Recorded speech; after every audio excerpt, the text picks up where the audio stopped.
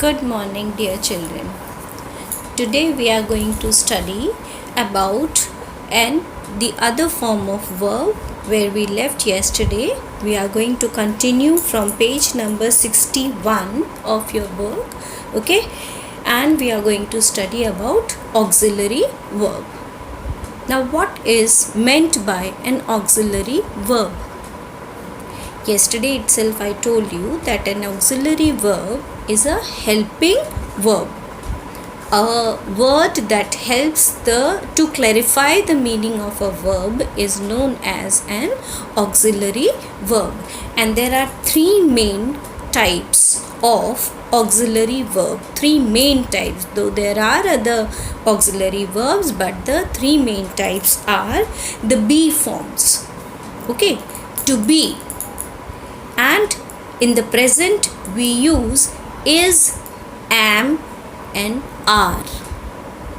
The second form of auxiliary verb most commonly used, okay, while changing tenses and while writing the passive forms of the active voice sentences, while framing questions and while writing the negative sentences, we use these auxiliary verbs. The second form is the verb form have of have. Has, have and had. And the third form, the most commonly used helping verb, is the do form, to do. And the three subforms are do, does, did. So when we use these auxiliary verbs with the main verbs to make changes in the tenses, we use it for framing the passive forms of the active voice sentences, for creating questions and negative sentences. So when we use these verbs, these are known as auxiliary verbs. For example, let me take one example. Birds are flying right above the clouds. When I read this sentence, okay, you also be ready with page number 61 of your book. Birds are flying right above the clouds. Here, who are the doers we are talking about? Birds. So birds are the subject. Okay. What is the main verb here? Birds fly. Which word denotes of an action? Fly. So fly is the word, the main verb here. But to explain the state of affairs of the birds right now what they are doing, we are using are in this sample example. Okay. So birds are flying right above the clouds. So are here is the auxiliary verb while flying is the main verb. Let us try to take one another example. They have finished their work. When I read this sentence twice, try to concentrate. Okay, they have finished their work. Who are we talking about? We are talking about the subject they. What is it that we are talking about? That they have finished their work. So finished is the main verb here. But to explain the state of affairs, what are we using before the main verb? We are using the helping verb. Have. Okay. So have here is the auxiliary verb. Now let us take an example of another, with the help of another example from the book itself. I just will explain you what is meant by and what is the help provided by or how to identify an auxiliary verb. He does not learn his lesson.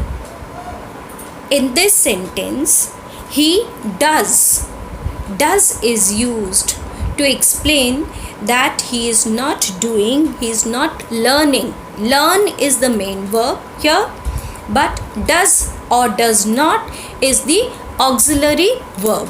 Does is the auxiliary verb used here. So does is the auxiliary verb where learn is the main verb. Now turn to page number 62. You will read about yet another type of verb which we know as the finite verb. Remember children, I am going to forward you my self-written notes regarding how and where to use the auxiliary verb. I will click a pic of my notes and forward it for your help. Now let us move to page number 62 and study and try to find out what is meant by a finite verb. Finite verb change their forms according to the number and person of the subject and the tense. As it goes in the example, he goes or she goes. I go or they go.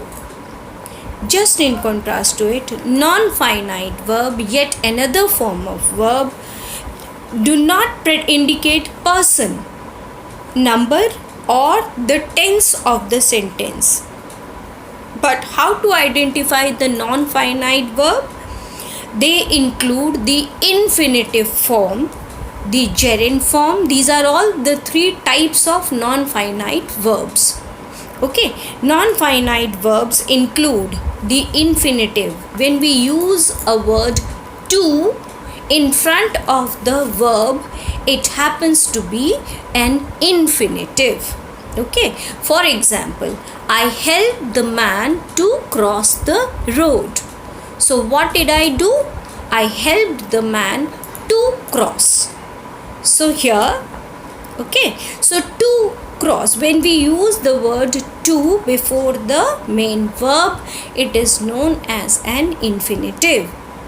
Yet another form of finite verb, non-finite verb, is the gerund. The gerund is the ing form of the verb. When with the verb word, play is the main word. When I add playing and I use it as a noun in a sentence, it happens to be a gerund. So another way of understanding gerund is that a gerund is a verbal noun. It is a verb, but it plays the role of a noun in the sentence. And the third form of non-finite verb is the participle. Right? Let us see read the example. As I read the example, try to understand the difference between the participle, the gerund or the infinitive form of verb, non-finite verbs. First example, hearing the noise, the child woke up. Okay, hearing the noise, the child woke up. Here, hearing what? The noise. What about the noise? Hearing. Here, hearing is functioning as a participle, a verbal adjective. Now, I saw the girls playing hockey. Okay, I saw the girls playing hockey in the playground. Here the word, what is the verbal word or what is the verb word here? Playing, right? I saw the girls playing. Playing means doing something. So just because it is an action word, it is verb. But what role does this word playing play in the sentence? It functions as doing something. That means it is half a verb, half a noun. So herein the word playing, the verb playing is playing the role of a gerund. Then the third form, I wish what? To go now. To go now. So what did I say? An infinitive always is a verb with a to word ahead of it. When the main verb is followed by a to, it is known as an infinitive. Right? Now let us read about. These are different forms of verbs. Let us concentrate on what we need to do next. Here we are going to read about direct and indirect objects. A direct object is usually the name of something, and an indirect object denotes the person to whom something is given or for whom something is done. I repeat, try to understand. A direct object in a sentence is basically, it is usually the name of something. Okay, the name of something, right? Alice is making a doll. Doll is the direct object. So it refers to the name of something, while an indirect object will be something that will denote the person to whom something is given or for whom something is done. Let us try and understand indirect object. We know that Alice was preparing a doll. So Alice gave me a doll. So Alice is the doer. She gave is the verb. Okay, gave whom? Me. I am the indirect object. While the direct object, something that she gave, was the doll. So doll happens to be the direct object. Let us try to understand with the help of two more examples. It is given in page number 62 of your book. You can understand it easily. Understand. Read with me silently. Mr. Das teaches us social science. Mr. Das teaches us social science. In this sentence, who's the doer? Mr. Das is the subject. Mr. Das is the doer. What is Mr. Das doing? Mr. Das is teaching. He teaches, right? Teaches whom? For whom something is done? Us. Okay, us. So us is the indirect object. And what does he teach? He teaches us social science. Social science is the direct object. I hope now you are understanding things well. Yes. Next sentence. With the help of this sentence, let us try to understand. Can you give me a job? Can you give me a job? Now, I am talking to somebody, right? So you is the subject, the person to whom I am talking, right? I am requesting someone to give whom? Me. For whom something is done is the indirect object, right?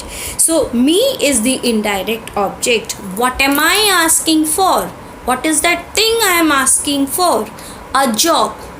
A job is that something that I am expecting here in this sentence. So it is the direct object. So that way, let us read the sentence and try to understand from the book itself. You read it with me, you will understand it better. Can you give me, indirect object, a job, direct object, something that I am expecting for myself. If the indirect, let us remember one thing. If the indirect object is placed after the direct object, in both the sentences we saw that Mr. Das teaches us. Us was the indirect object. Can you give me? Me again was the indirect object. What? Give me teaches us what? Social science. Direct object was placed after the indirect object. In the second sentence also, can you give me what? A job. The direct object was placed after the indirect object in these two examples that we have just now taken help of. But if the indirect object is placed after the direct object, then it must be preceded by the preposition to or for. Let us take an example to understand. The very same example, we will just modify it a little to make it easy for us to understand. If suppose the indirect object is placed after the direct object, then it should be, the direct object should be preceded by the word to or for. Let's take the first example and modify it in this form. Mr. Das teaches social science to us. So what is Mr. Das doing? Mr. Das is the subject here. He is doing a work of teaching. So teaches is the verb here in this sentence. Teaches what? Social science, that is something. So it is the direct object. But just now we learned that if the indirect object comes after the direct object, then it should be, the indirect object should be preceded by to or for. So teaches social science to us. So you understood with the help of this example that when we modify the position, or when we shift the position of the direct object, which most probably in most of the sentence, especially for you class 6 graders, you will be seeing that simple sentences. So simple sentences, in most of the sentences you will be finding that the direct object comes at the end. And always remember, direct object is something, right? And something done for someone is known as indirect object. Let us take the second example to understand this concept more clearly. Okay, we read now in the previous sentence wherein the indirect object was in the beginning and the direct object was at the end. Let me read out that example. Can you give me what? A job. The direct object was at the end. Now let us bring the direct object in the beginning and indirect object shift it at the back towards the end. What do we find? Can you get a job? For whom? For me. So what did I do? Subject. The getting is the verb here. Get what? Something. I am expecting some help, and that something is the job I am expecting. The help in the form of job. For whom? For me. So indirect object is at the end, and because me is placed towards the end of the sentence, so what do we find? That before the indirect object we have the for word to that. Understood? So this is how we need to remember. See, there are some useful tips also given at the end of page number 62. Useful tips. Most transitive verbs take a single object, but some transitive verbs such as ask, give, offer, promise, tell, etc. take two objects after them. One is the direct object and the other is an indirect object. For example, his father gave him a bicycle. So his father gave him, his father, we are talking about his father, subject, verb gave, him what? Him is the person who is receiving the direct object. So him is the indirect object. And what did he receive? Gave him what? The direct object was the bicycle, and it is towards the end. So now if you try to refer to these notes, even in your book, the notes that is given along, and tally it with the notes that I forward you, okay, it will be easy for you to identify and make a easy difference between how to identify a direct object and an indirect object. Simple theory, remember children, direct object is something concrete, okay, and indirect object is done something for getting, for someone, right? So when you just do it, practice it more, it will be easy for it. Then page number 63 begins with always remember. We cannot ignore this always remember part of the chapter. Always remember, a singular subject takes a singular verb. This is very, very, very important and you need to understand it very clearly. A singular subject takes a singular verb and plural subject takes a plural verb. For example, a girl reads. When the subject is singular, the verb has a s added to it. That identifies that with a singular subject, there is a singular verb. While when we modify this very same sentence, okay, girls read to a plural form. Girls. Herein the subject they are girls, they are plural. There are many girls we are talking about. So the subject when it is in its plural form, the verb will also be in its plural form. Read. I repeat, a singular subject always takes a singular verb, while a plural subject always takes a plural verb. Example, a girl reads. A girl means one single girl, right? That is singular. So with a singular verb, we use a singular, with the singular subject, we use a singular verb, while girls read. With plural subject, we use plural verb read. Clear? With this we understand the different types of verb and their use, their function in the sentence, right? Now we proceed on to the most important part of the chapter, wherein much of the work needs to be done by you people, because you got to learn the different forms of verb. See, verbs can be regular or irregular. What is meant by regular verb and irregular verb? See, simple. Let us try to understand it. It is all given in page number 63 of your book.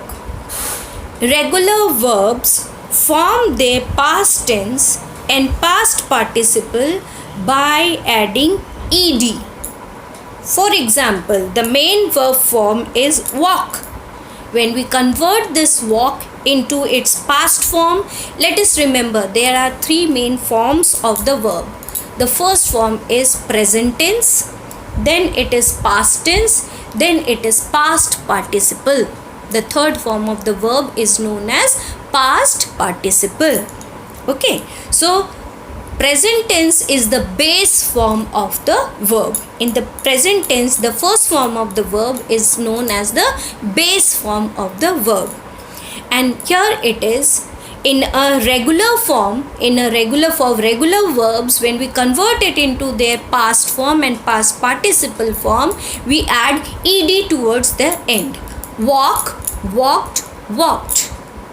Laugh, laughed, laughed.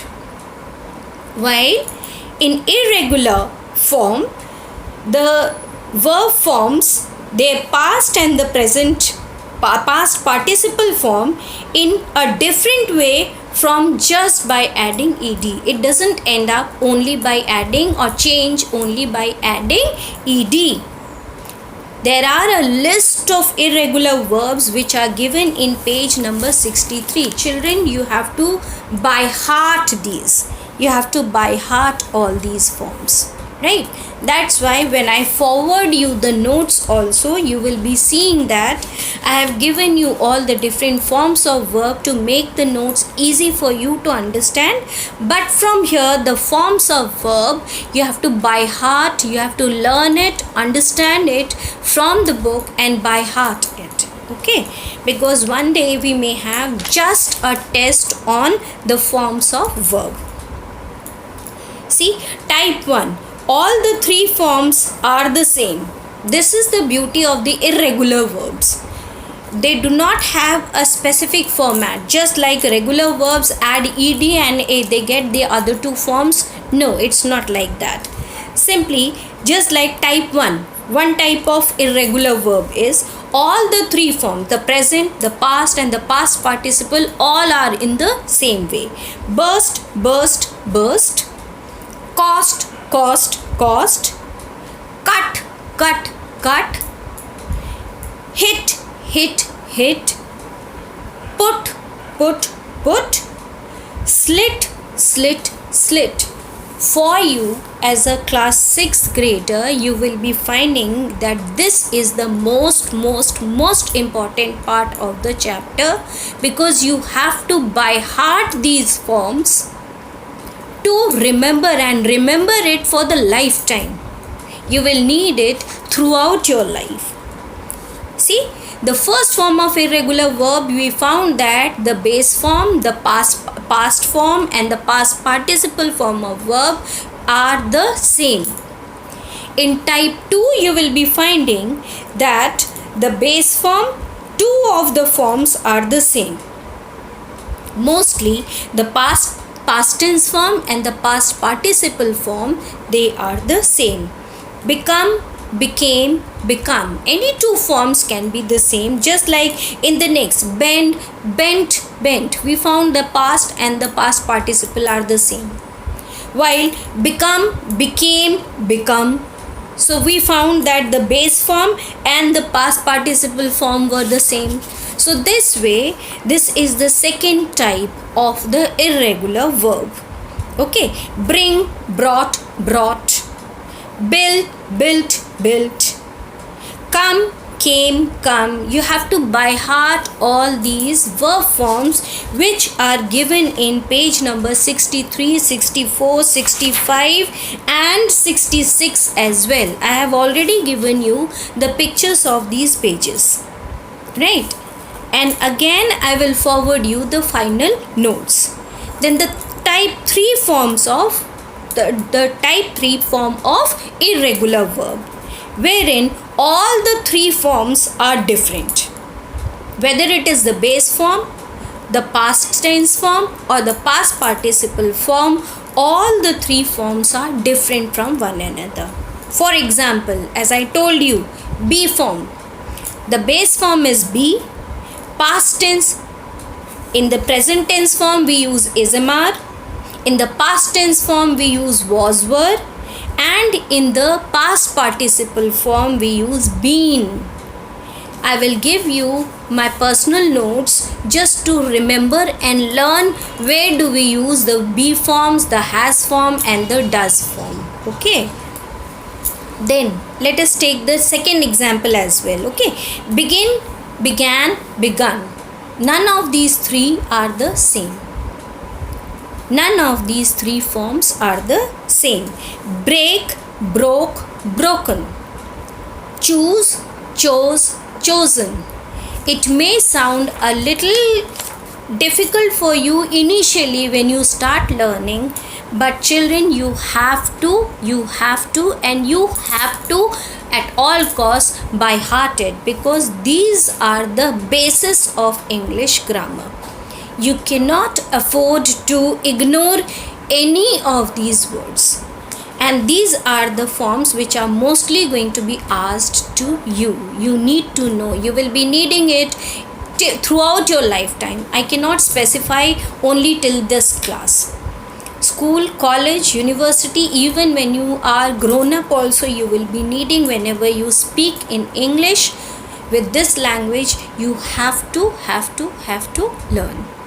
So I hope you understood what was taught to you today, and I expect you all to be well prepared. Okay, by heart it, learn it well, make the things easy for you. Right? I hope you understood. You try to do this much, then tomorrow I may forward you the notes of this section exercises as well. Once we have already spent a lot of time on it, you try to do it yourself. After that, I am always there for your help. I hope you understood all the three forms of irregular verbs also you have to learn, and forms of verb you have to learn everything. Thank you. Good day.